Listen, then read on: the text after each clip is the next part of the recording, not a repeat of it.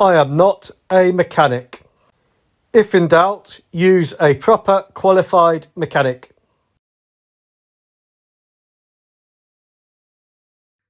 Good morning everyone, welcome back. Part 3 of the install. Here is a list of jobs to do. It is -8 outside. First job I've got to do is paint the bits which are rusty with the rust stopper. But swap the core parts over. I've got to wait for Royal Mail for the camber bolts. They are on strike, so I do not know whether they'll be delivered today, but they did deliver some yesterday. I then need to put the old things onto the new coilover, and then I need to put the coilover things onto the car. I need to torque it all and test and refit the cowl. I need to do the spark plugs, and then I need to make shoes. And then unfortunately I've got a bit of housework to do. So that's the list of jobs today. So this is what I'm up against. Dining room, the supposed play area, the nice tidy snug room. Lovely, thank you children. Great. So basically the situation has changed slightly. I was hoping to use my wife's FN2 Type R all weekend. However, I need to be at work, the kids need to be at places, and my wife needs to be at places. So I've got to try and get these back onto the car tomorrow at the latest. I've got camber bolts still stuck in Royal Mail, so I don't know when they're going to arrive.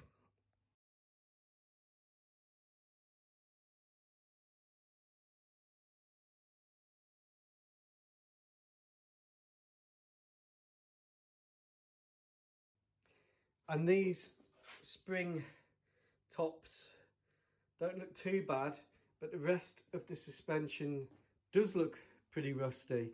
So if there is any MOT problems with the coilovers, and these are the only coilovers that are actually going on the car, because the rear suspension being torsion beam is just springs and damper like the original, then I expect no MOT garage will want to put these rusty parts back on anyway. I've also got the new Toyota Spring tops, which are coming in on Saturday, along with the new bump stops and dust covers. However, because I need the car back sooner, I'm going to have to take the old ones off. Hope the bump stops are okay. To be honest, they're actually being sliced up pretty massively, so I'm hoping that they'll be all right. It'd be really tempting just to loose this top nut and just fire the spring apart, but I don't want to damage this top spring seat. The top rubber piece is actually in really good condition, so I think I may have replaced that 2 years ago, because that doesn't look original at all. So what I need to do is spring compress this and then take the nut at the top off. So spring compressors are by far the most hated tool. They absolutely wind me up. The problem you've got here is you can only really have one spring compressor on, because it collides with the bottom spring seat here. So what I'm doing is just using one just to take the compression out. These Voigtland springs are actually quite good. And then you need to have a 6mm hex or Allen top the damper, and then just loose it off slowly with a hand tool here. It sounds like the fridge is trying to phone someone. A little bit worrying. So once that's done, you have the damper assembly here. You have the spring here, came off quite nicely. You've got the dust cover which you need to cut and reuse. You've got the bump stop. Doesn't look too bad. It's not split or cracked, which is good. Then you have the important part, which is the spring cup, which you need to reuse. So that's the important part. You can reuse the bearing, however I have ordered a new one, and then if you're doing this, you need to use that part there, the rubber top bit as well. So there is absolutely no way I could reuse these dampers. I've pushed it down and as you can see, it is just stationary. So it's a good job I am doing this job because I must have had absolutely no damping at all on the vehicle. Quick pause just to play with the cat. Oh, not interested. No, I'm far too grown up for that. This is our cat Tia. Hello. Legal thing. Meow. So what I now need to do is slice up the rubber bump stop, and it says to remove the plastic cap, which I'm pretty sure is this part here. So to slice up the rubber bump stop, I'm using the plastic part as a cutting guide and just using a Stanley knife. And Tia is having another breakfast. How many breakfasts is that, Tia? Oh, tail's wiggling. Once that's done, you'll have the cut down bump stop, and then you need to cut the rubber dust guard boot up. I've just used a pair of scissors just to slice that up, and that's done. So finally, we're able to start building the coilover. Dust cover, bump stop in there. It does say remove the plastic cap, so I haven't put that back on. Push the bearing lightly into the spring seat, and then on top goes the nut. So the nut will start spinning with the coil when it reaches the base. So I'm using a 10mm crow's foot and just 17mm spanner thing just to put that in its place. Tightening torque 33 Newton meters according to the booklet. 33 Newton meters is actually not a lot of torque, and it presents some difficulties because my bike torque kit only goes up to 24 Newton meters and my vehicle one starts at 60. So I'm doing it as tight as I can without over tightening it, if that makes sense. So this side, the near side, is now ready to go into the motor vehicle. This part, as built, goes beneath the body of the vehicle. On top, you have the rubber, the cup thing, the strut nut thing, and then you have that little bit just protecting the damper adjuster. Do the same on the other side of the vehicle. So now I'm starting on the other side. Now working on a motor vehicle is never fun, especially when they're a few years old.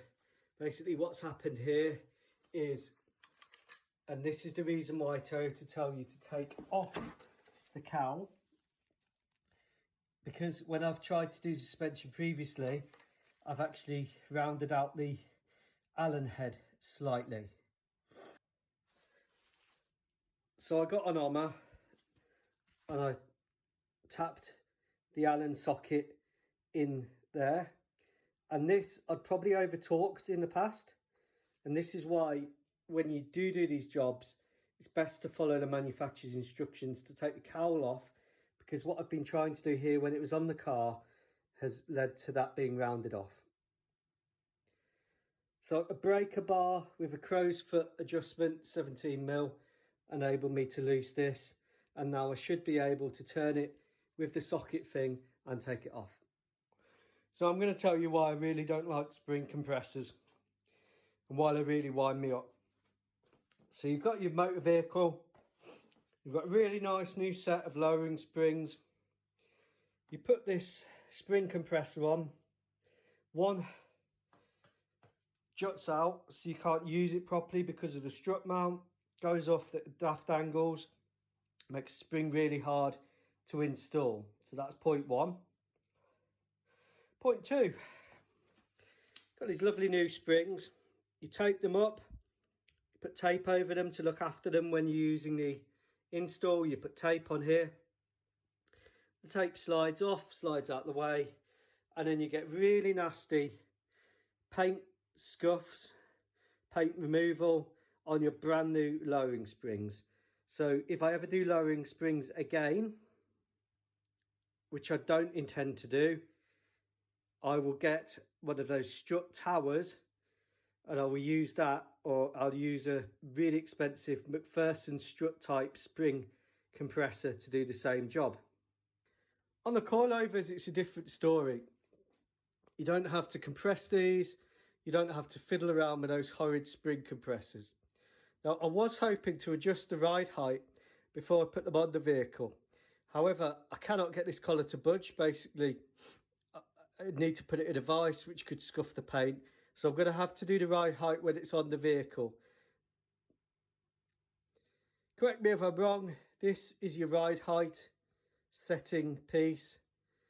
The top one is your spring seat preload piece, and the bottom one is the spring seat lock.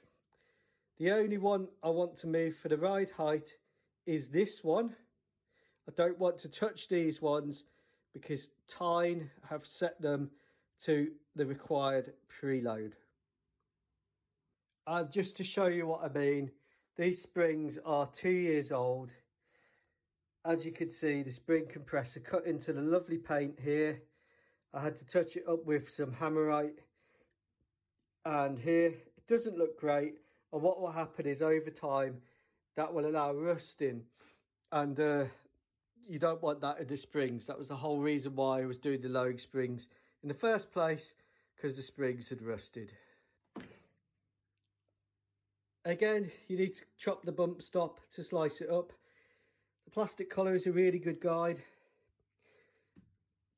Here, the bottom piece is actually deteriorated. You see it's got cracking there.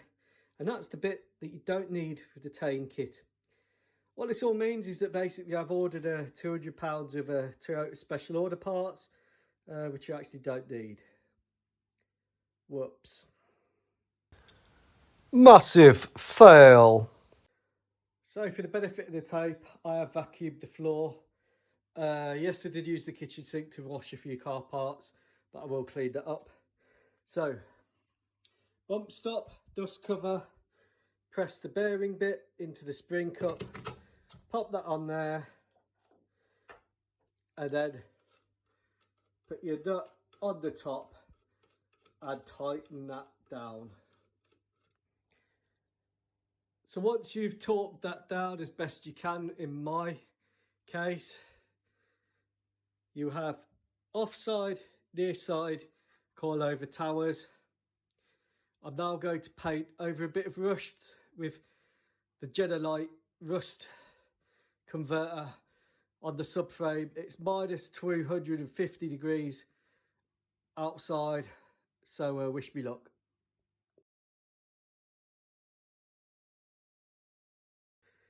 This is purely my personal, non-controversial opinion. I've reached the age of 41. The golden era of motoring to me was 2004, the Civic Type R, all the way till about 2008. Me and the Yaris have history. The Yaris, like my wife, has been there for me through some really bad times, and I really don't want to see her deteriorate. Again, personal, non-controversial opinion. We're constantly told to be green, and to me, looking after cars, keeping them going is more green to me than buying a new car with Apple Play or Paranoid Android or whatever it is, a touchscreen that you can never use, an electronic handbrake. So that's why, to me, I want to keep the Yaris going. So the next instalment, we're going to install these in the vehicle. We're going to put the drop links on. I'm waiting for raw mail, but I really don't think they're running today because of the strike. So I'm probably going to have to reuse the Yaris strut mount bolts, but you must never reuse the strut nuts. Tein and Toyota make that really clear. So I'm going to do the spark plugs, and then I'll do another video when we put it on. I hope you found this video useful. Stay tuned for part 3. The reason I've done this video is because I couldn't actually find anyone installing them on the Yaris. Probably because no one's mad enough to spend that much time and money on a 1.8 Yaris SR. But I am, like I said, I love the car. It's been a brilliant car. Touch wood, it's been absolutely bomb-proof and reliable. So to me, it's a keeper.